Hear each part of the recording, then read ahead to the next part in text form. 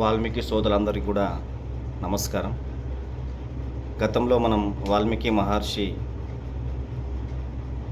వాల్మీకి బోయల చరిత్ర గురించి మన గత వీడియోలు చెప్పుకున్నాం కదా. అలాగే ఈరోజు వాల్మీకి బోయల మరో చరిత్ర గురించి మీకు నేను తెలియజేయాలనుకుంటున్నా. అదేంటంటే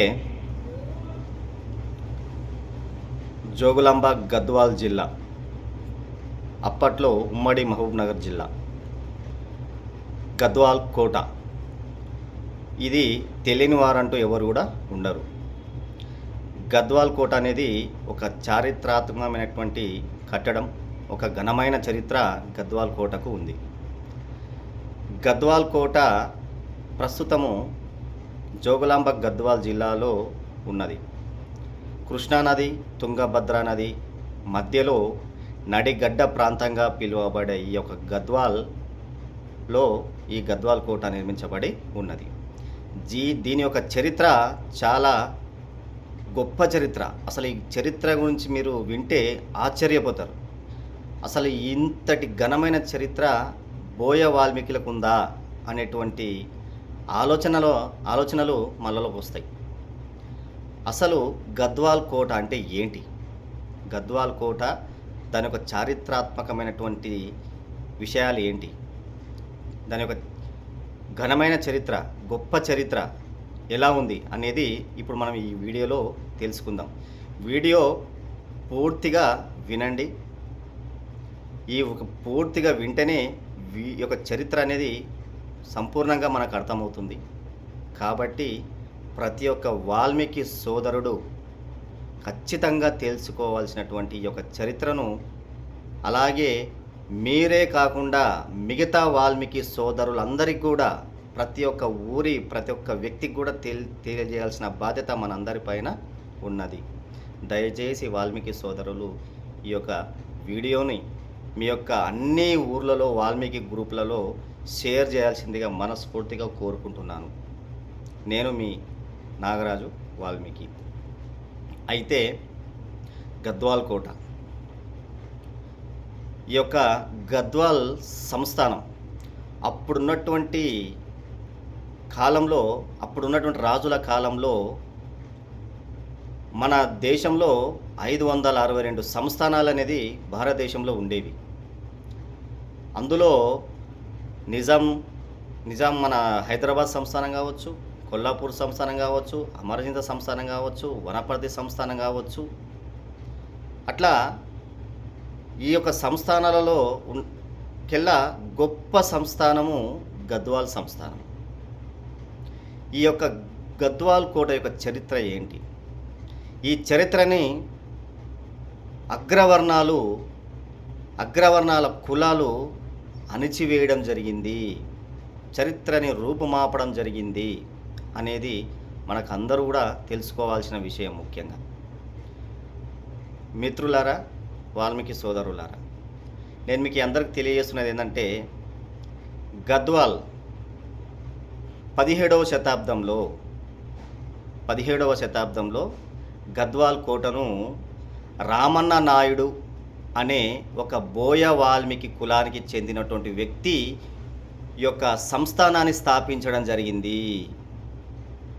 17వ శతాబ్దంలో రామన్న నాయుడు అనేటువంటి ఒక వాల్మీకి బోయకు చెందినటువంటి ఒక వ్యక్తి ఈ యొక్క సంస్థానాన్ని స్థాపించడం జరిగింది. ఇది ఎవరికైనా మనకు తెలుసా? గద్వాల్ కోట, గద్వాల్ మహాసంస్థానాన్ని స్థాపించింది ఒక బోయ వాల్మీకుడు. అందులోను రామన్న నాయుడు అనేటువంటి వ్యక్తి ఈ యొక్క సంస్థానాన్ని స్థాపించడం జరిగింది మొట్టమొదటిగా. తర్వాత ఆయన స్థాపించినటువంటి ఒక సంస్థానంలో సోమ భూపతి నాయుడు ప్రముఖుడు. సోమ భూపతి నాయుడు తర్వాత ఆయన కొడుకు దయానంద నాయుడు, ఆయన భార్య రాణి సుమిత్రమ్మాదేవి. వీళ్ళు పరిపాలించిన నడిగడ్డనే ఈరోజు మనం గద్వాల్ జిల్లాగా మనం మార్చుకున్నాం. ఒక వాల్మీకి రామన్న నాయుడు స్థాపించినటువంటి యొక్క సంస్థానాన్ని రామనాయుడు, ఆ తర్వాత సోమభూపతి నాయుడు, ఆ తర్వాత అతని కుమారుడైన దయానంద నాయుడు పరిపాలించడం జరిగింది. అప్పుడున్నటువంటి గద్వాల్ సిరి సంపదలతో, పాడి పంటలతో, స్వర్ణయుగంగా సుఖ సంతోషాలతో పరిపాలించినటువంటి ఈ యొక్క రాజులు బోయ వాల్మీకి కులానికి చెందిన వ్యక్తులు. ఇది ఒక ఘనమైన చరిత్ర. గద్వాల్ కోటను స్థాపించిందే ఒక బోయ వాల్మీకి. ఇది మనందరం తెలుసుకోవాల్సిన ముఖ్యమైన విషయాలు మరియు ఘట్టాలు. ఈ యొక్క చరిత్ర ఇప్పుడు కనుమరుగైపోయింది, అణచబడింది. అగ్రవర్ణాల కులాల చేత అణగారి నశించిపోయింది అనేది మనం తెలుసుకోవాల్సిన విషయం. మన చరిత్ర ఏందో మనకు తెలియదు. గద్వాల్ కోటను స్థాపించింది ఒక వాల్మీకి, బోయ వాల్మీకి. రామన్న నాయుడు, తర్వాత సోమభూపతి నాయుడు, తర్వాత దయానంద నాయుడు, ఆయన భార్య సుమిత్రమ్మ దేవి. వీరి కాలంలో గద్వాల్ ఒక స్వర్ణయుగంగా పిలువబడ్డది. గద్వాల్ ఒక గొప్ప మహా సంస్థానంగా అప్పట్లో పేరుగాంచింది. పాడి పంటలకు, పశు సంపదకు, సిరి సంపదలకు నిలయం గద్వాల్ మహాసంస్థానం. అలాంటి గొప్ప చరిత్ర కలిగినటువంటి మన యొక్క గద్వాల్ కోటను, మన చరిత్రను మొత్తం కూడా రూపుమాపడం జరిగింది అనే విషయాలు మనం తెలుసుకుందాం. ఈ యొక్క సోమభూపతి కొడుకు దయానంద నాయుడు. వీళ్ళు దయానంద నాయుడు ముఖ్య సైన్యాధికారి సర్దార్ హనుమప్ప నాయుడు. మరో వ్యక్తి కూడా ఉన్నాడు. ఆయనే మన పాపన్న నాయుడు. సర్దార్ హనుమప్ప నాయుడు. వీరిద్దరూ సైన్యాధ్యక్షులుగా ఈ యొక్క దయానంద నాయుడు కాలంలో పరిపాలనలో వీళ్ళు సైన్యాధ్యక్షులుగా ఉన్నారన్నమాట.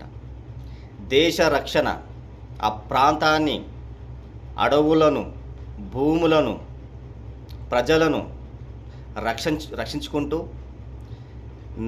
నిజాం నవాబు ఎన్నో రకాలుగా కుట్రలు పన్నాగాల నుంచి ఆ ప్రాంతాన్ని రక్షించుకుంటూ ఒక చరిత్రను నిలిపినటువంటి వ్యక్తి సర్దార్ హనుమప్ప నాయుడు. ఆయన ఒక బోయ కులానికి చెందినవాడు అనే విషయం మనం తెలుసుకోవాలి.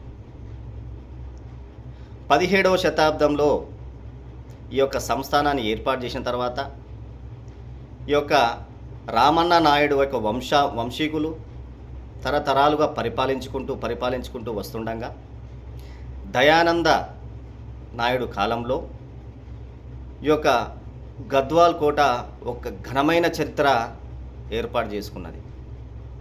ఎన్నో రకాల చెరువులు, కుంటలు, పాడి పరిశ్రమ, ముఖ్యంగా గద్వాల్ పట్టు చీరలకు ఫేమస్. సిల్క్ అండ్ కాటన్ రెండు కలయికతో గద్వాల్ చీరలు అనేది ప్రపంచవ్యాప్తంగా ఒక గొప్ప గుర్తింపు పొందినటువంటి చీరలు గద్వాల్ చీరలు. ఇప్పటికి కూడా ఫేమస్. అలాంటి ఘనమైన చరిత్రను ఏర్పాటు చేసుకున్నటువంటి ఈ యొక్క నాయుడు అనగా వాల్మీకి బోయల పరిపాలన కాలంలో గద్వాల్ కోట ఎంతో స్వర్ణయుగంగా పేరుగాంచినది. ఈ దయానంద నాయుడు కాలంలో గద్వాల్ కోట ఒక చారిత్రాత్మకంగా ఎన్నో కట్టడాలు చేస్తూ వ్యవసాయపరంగా, వ్యాపారపరంగా, రాజకీయ ఆర్థిక లావాదేవీలలో పేరుగాంచినది గద్వాల్ కోట. అయితే ఈ యొక్క సిరి సంపదలను చూసి, వీళ్ళ పరిపాలన విధానాలను చూసి నిజాం ప్రభువు వీళ్ళపైన అనేక రకాల దాడులు చేయడం జరిగింది. వాటన్నిటిని తిప్పికొట్టడం జరిగింది సర్దార్ హనుమప్ప నాయుడు, సైనికాధికారి. అందుకే ఆ యొక్క సైన్యానికి అధిపతి సర్దార్ అంటారనమాట. అందుకే సైన్యాధిపతిని సర్దార్ హనుమప్ప నాయుడుగా ఆయనకు సర్దార్ అనే బిరుదు రావడం జరిగింది. హనుమప్ప నాయుడుకు సర్దార్ అనే బిరుదు. ఆ యొక్క అంగరక్షకునిగా, సైన్యాధ్యక్షుడిగా ఉన్నందుకు అతనికి సర్దార్ అనే బిరుదు ఆ యొక్క దయానంద నాయుడు బిరుదు ఇవ్వడం జరిగింది. ఆ బిరుదు పరంగానే అతను సర్దార్ హనుమప్ప నాయుడుగా పేరుగాంచాడు. ఈ విధంగా బోయ వాల్మీకులు ఒక ఘనమైన చరిత్ర అనేది ఈ యొక్క కోటలో, ఈ గద్వాల్ కోటలో ఉన్నది.